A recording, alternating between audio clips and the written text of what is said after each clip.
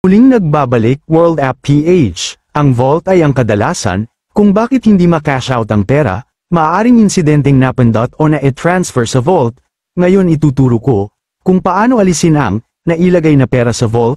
Unang hakbang, buksan ang app, ay click ang wallet.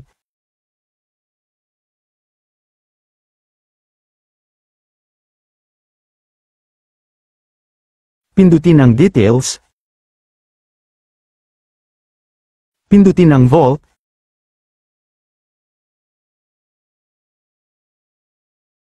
Pindutin ang transfer out.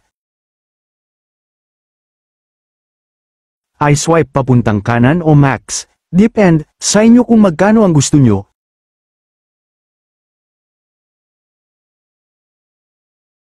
Click Continue.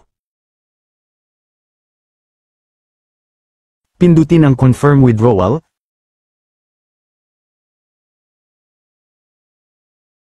Seven days unlock period, ibig sabihin, 7 araw bago ito mailipat o ma-cash out.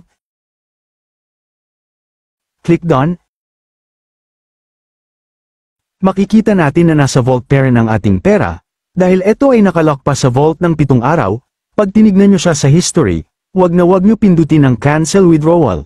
Inuulit ko, wag nyo pindutin ang cancel withdrawal, hayaan nyo na lang siya matapos. Kung anong araw ngayon, ay inyong tandaan at bumilang ng pang 7 araw, sa pag-claim ng pera. Huwag kayo mag-alala, hindi naman ito mawawala.